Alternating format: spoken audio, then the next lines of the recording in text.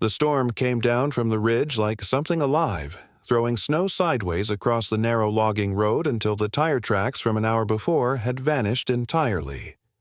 3 hikers and a guide huddled near the weathered cabin at the forest edge, their breath fogging thick in the beam of a headlamp. They had been pushing for the next backcountry shelter when the temperature plunged and visibility went to nothing. Now, as daylight bled away into early winter dusk, they stood at the door of a stranger's home, knocking hard enough to be heard over the wind. The woman who opened the door was perhaps 60, lean and straight-backed, her gray hair pulled into a practical braid.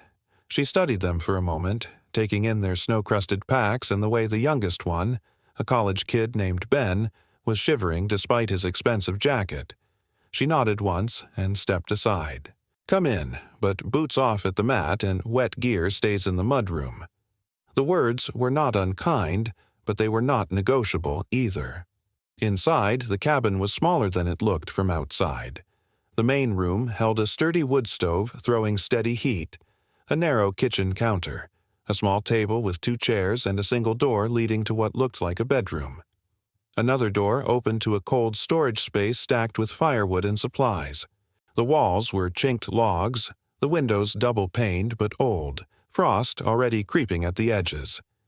The guide, a man named Marcus who ran winter expeditions for a living, sized up the space and made the quick calculation that they could all fit if they slept close. He introduced himself and the others. Ben, the college kid, Zara, a nurse in her 30s who had taken up winter hiking to escape her hospital shifts, and Jake, a photographer chasing the perfect backcountry shot. The widow introduced herself as Lillian. She lived here year-round, had done so for 15 years since her husband passed. She kept the fire, trapped small game, and knew every mood of the mountain weather. She listened to their story, how the storm had caught them between shelters, how they had seen the light from her chimney and followed it like a beacon. She nodded again. "You can stay the night, but we do things a certain way here. 1 warm room, 1 cold space. The stove stays in the main room at a controlled temperature. Bedroom stays cooler. Wet gear goes in the mudroom, not near the stove. Windows stay cracked for airflow even in a storm. No exceptions." Marcus exchanged a glance with Jake. The rules felt excessive, almost controlling, the kind of thing a person living alone too long might fixate on. He thanked her politely and assured her they would follow her guidelines, but the tone in his voice carried the unspoken message that he had been guiding winter trips for a decade and understood shelter management just fine. Lillian did not argue. She simply showed them where to spread their sleeping pads, pointed out the firewood supply, and explained the routine. Stove gets fed every 2 hours through the night. Keep the damper adjusted so it burns steady, not hot. Crack the north window a finger width no matter how cold it gets. Hang nothing over the stove. And if anyone feels dizzy or nauseous, wake her immediately. Ben, shaking snow from his hair, asked why the bedroom had to stay cool. Lillian met his eyes. "Because your body needs to know the difference between recovery warmth and sleep temperature. Overheat a sick person, and you dehydrate them. Make them sweat, then chill. Breed condensation that soaks everything, and turn a small fever into something worse. The warm room is for sitting upright, hydrating, tending the fire. The cool room is for deep rest. You mix them up, you pay for it." The group settled in. Sarah heated water on the stove for tea, and they shared trail food, cramped around the small table. Outside, the wind picked up, groaning through the pines and rattling the windows. The temperature inside climbed to a comfortable level, warm enough to shed their outer layers but not stifling. Lillian kept adjusting the stove damper, listening to the sound of the fire, feeling the metal surface with the back of her hand. She cracked the north window exactly as she had said, letting in a thread of cold air that mixed with the warm atmosphere and kept everything breathable. The group noticed but did not comment, though Jake muttered something about losing heat for no reason. By 9 that evening, Ben was looking rough. He had been quiet during the meal, and now he sat with his back against the wall, a blanket pulled around his shoulders. Sarah noticed first. She had the trained eye of someone who spent years in emergency rooms. She crossed the small space and crouched beside him, pressing the back of her hand to his forehead. He was burning up. His cheeks were flushed, his eyes a bit glassy. He insisted it was just the cold catching up with him, that he had felt fine that morning. But Sarah was not convinced. She dug a small thermometer from her pack, the kind that reads in seconds. His temperature came back at just over 102 degrees Fahrenheit. Not dangerously high yet, but high enough to watch. Marcus frowned. They were miles from the nearest road, and the storm showed no sign of easing. Cell service had been non-existent since midday. If Ben got worse, evacuation would be complicated and dangerous. Sarah suggested they keep him hydrated, monitor his temperature every couple of hours, and make a call by morning. If the fever spiked, or if he showed signs of serious respiratory distress, they would have to risk moving him or call for help somehow. Lillian listened, her expression unreadable. She asked Ben a few questions. Was his throat sore? Yes, a bit. Any trouble breathing? A little tight, but manageable. Headache? Dull but present. She nodded. Sounds like flu or a respiratory infection.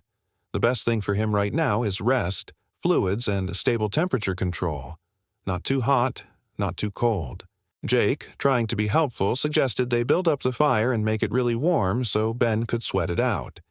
Lillian's response was immediate and sharp. No, that is exactly what you do not do. You overheat him, he sweats through his clothes, loses fluid, gets disoriented, and then when the fire dies down in a few hours he chills hard and the fever spikes worse. You want controlled warmth, hydration, and rest. The warm room rule exists for a reason. Marcus bristled slightly. He had dealt with sick people in the backcountry before. He knew the basics of keeping someone comfortable. But Lillian's intensity made him pause. She was not being dramatic or superstitious. She was being precise. Still, the group's instinct was to do something. To make Ben warmer, to pile blankets, to keep the stove roaring. It felt productive. Lillian saw the resistance in their faces and did not push further. She simply said she would take the first fire watch and that they should get some rest. The night deepened.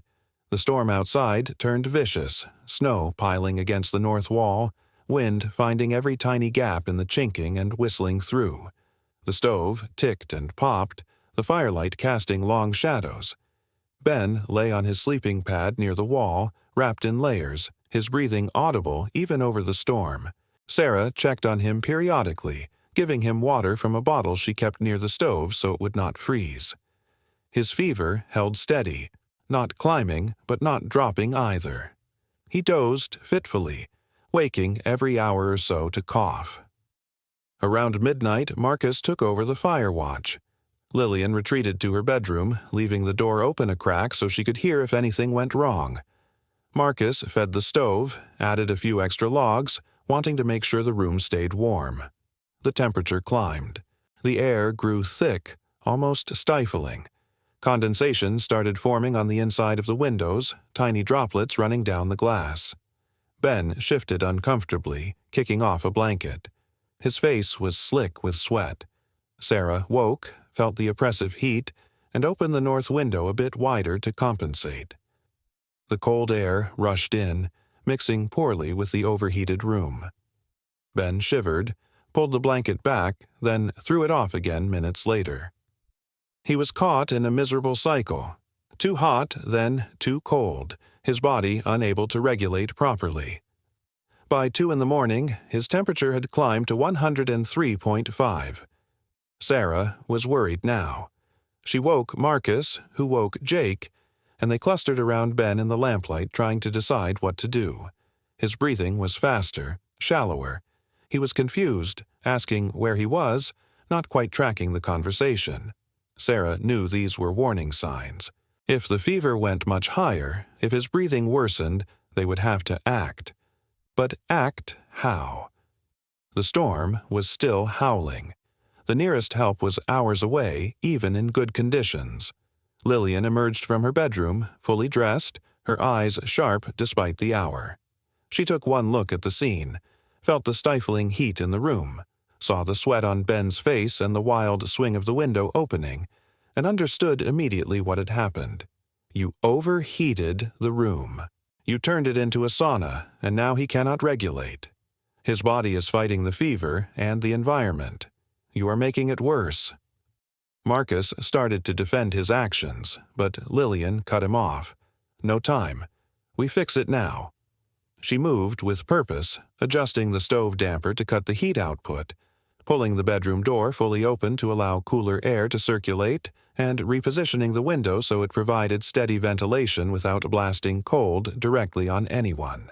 She pulled the wet mittens and gear that someone had hung near the stove and moved them to the mudroom. She checked the stovepipe connection, making sure there was no blockage and that carbon monoxide was venting properly. Then she turned to Ben. She knelt beside him, her voice calm. "Ben, listen to me. We are going to get you into the bedroom where it is cooler. Not cold, just cooler. You're going to lie down on a dry pad with 1 blanket, not 3. We are going to give you water every 15 minutes, small sips, not big gulps. We are going to keep the main room warm, but not hot, and the bedroom at a temperature where your body can actually rest instead of fighting. Understand?" Ben nodded weakly. Sarah helped lift him, and they moved him into the small bedroom. The temperature there was noticeably cooler, perhaps 65 degrees compared to the near 80 in the main room. Lillian positioned him away from any drafts but close enough to the open door that some warmth reached him. She gave him a single wool blanket, told him to keep his head slightly elevated, and placed a cup of water within reach. Then she returned to the main room and addressed the group. This is the warm room rule. The main room stays warm enough to sit, hydrate, and tend needs, but not so hot that you sweat and dehydrate. The sleeping area stays cooler, dry, ventilated. You do not mix them. You do not overheat. You do not pile blankets until someone is drowning in their own sweat. You manage moisture. You manage airflow. You monitor, and you adjust. This is not superstition. This is how you survive winter sickness without making it worse. Sarah, chastened, asked what she could do to help. Lillian handed her a small notebook. Every 30 minutes, check his temperature and write it down. Check his breathing, his alertness. If his temperature goes above 104, if he becomes unresponsive, if his breathing becomes labored with blue lips or extreme confusion, we prepare for evacuation no matter the storm. But if we do this right, his body will stabilize. The fever will ease because he is not fighting the environment anymore. He can actually rest. The group fell into the routine.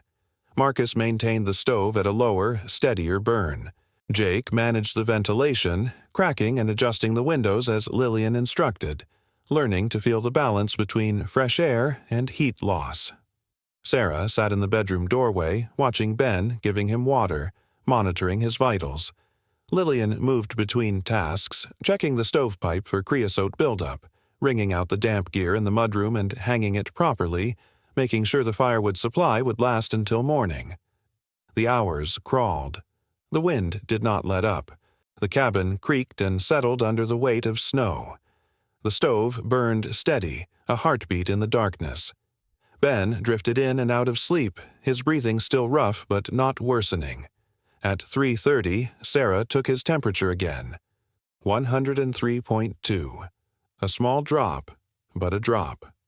At 4:15, 102.8. His face was no longer dripping sweat. He was not shivering. He was simply resting, his body finding equilibrium.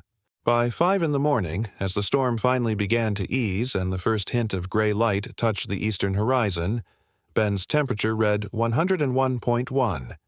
He was still feverish, still sick, but the crisis had passed. His breathing was easier. When Sarah spoke to him, he answered clearly, knew where he was, asked for more water. She felt tears prick her eyes, relief flooding through her. She looked up to find Lillian standing in the doorway, a cup of pine needle tea in her hands. The widow handed the tea to Sarah. "For you. You have been up all night." Sarah took it gratefully. the warmth spreading through her cold fingers. She whispered a thank you. Lillian nodded. You did well. You kept watching, kept adjusting. That is what matters. As dawn broke, the group sat in the main room, exhausted but steady. Ben was asleep in the bedroom, his fever down to 100 degrees, his body finally getting real rest. Marcus sat near the stove, his earlier confidence replaced by a quiet humility. He admitted he had thought Lillian's rules were overkill, the fussiness of someone isolated too long. He understood now that every instruction had been earned through experience, through winters spent alone where a single mistake could mean the difference between recovery and disaster.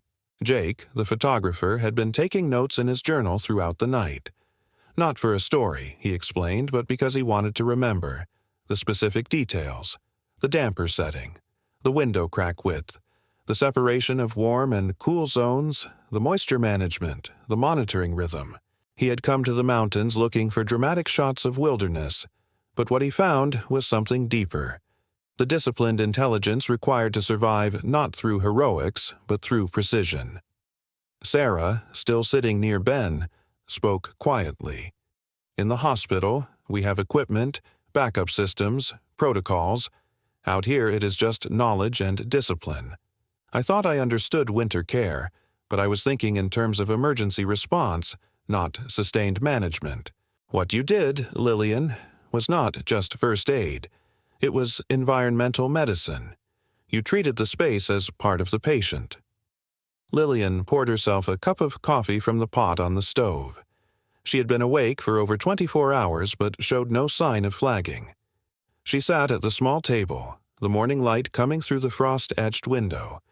She told them that her husband had died of pneumonia 15 years ago, in this very cabin. It had started as a cold, turned into flu, then infection. They had tried to keep him warm, piled blankets, stoked the fire high. He had sweated through everything, become delirious, and by the time they realized the danger, the storm had them trapped. When help finally arrived 3 days later, it was too late.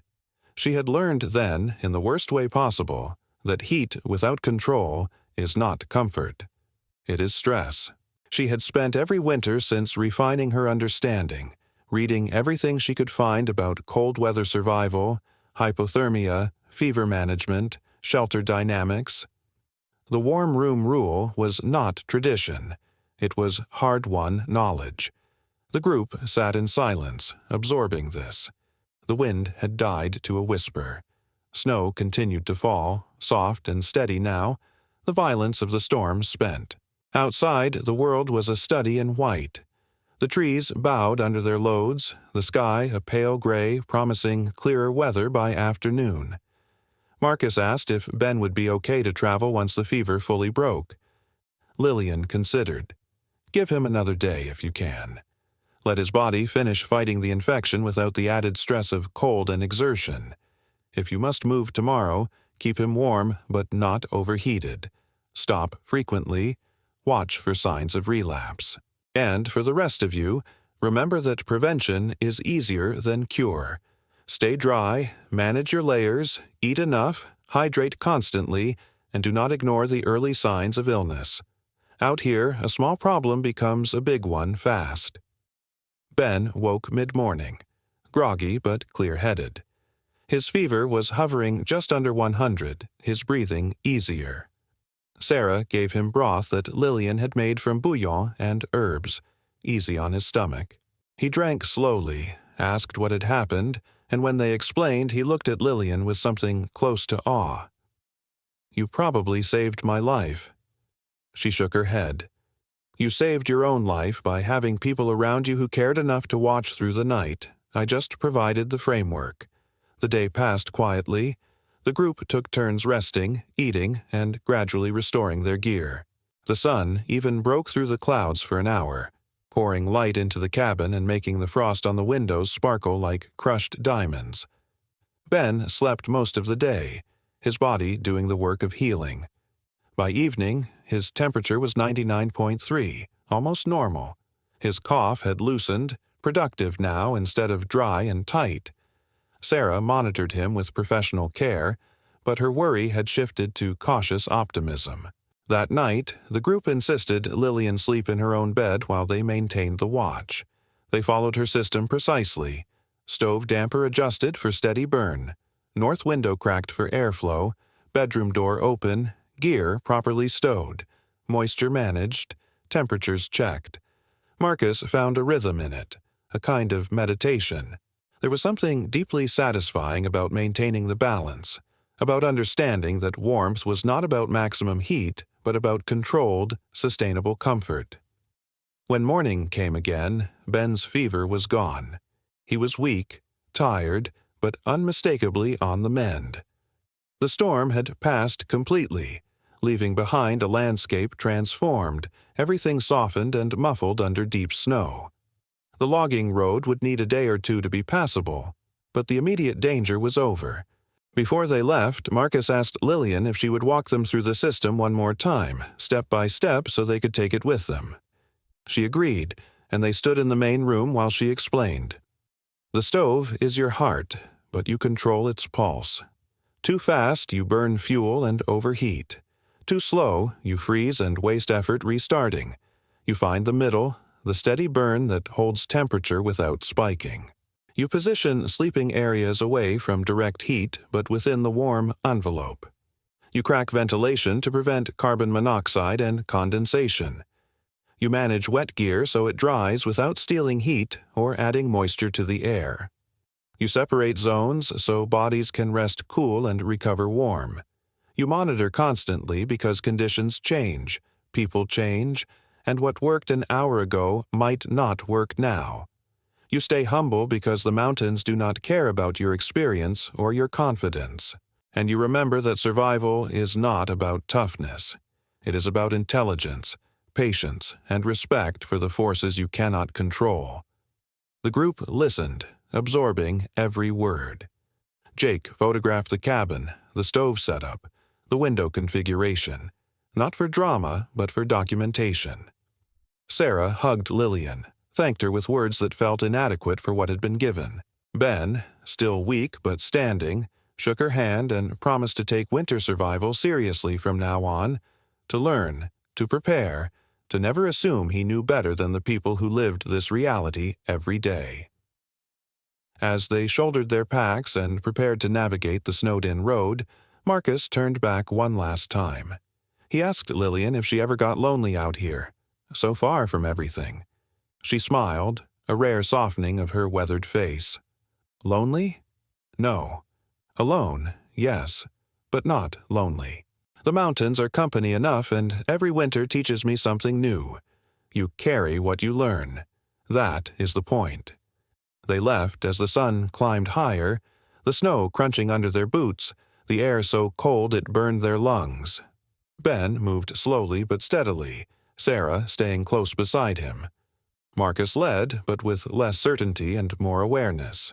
Jake paused on a ridge to look back at the cabin, a small dark shape against the white expanse, smoke rising straight from the chimney in the still air. He thought about the stories people told themselves about survival, the myths of rugged individualism and brute force.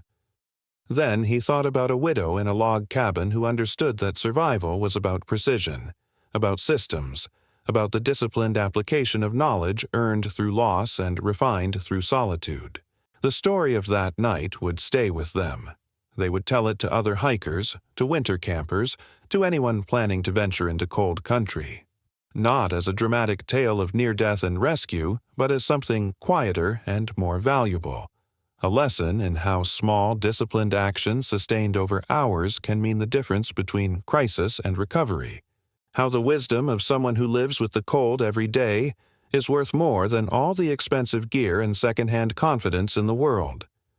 How a simple rule, followed precisely, can reduce a fever by 2 degrees overnight and turn fear into gratitude. If you have watched this far, if this story has given you something to think about or something to carry with you into your own cold weather adventures, consider subscribing to this channel. We tell stories of real survival, real knowledge, and real people who understand that the mountains, the forests, and the winter itself are not obstacles to be conquered, but forces to be respected and learned from. Every subscription helps us continue sharing these lessons, these quiet moments of wisdom earned through experience. Hit that subscribe button and join us for more stories of how discipline, patience, and respect for the environment can save lives in ways that drama and heroics never will. Thank you for listening, and stay safe out there.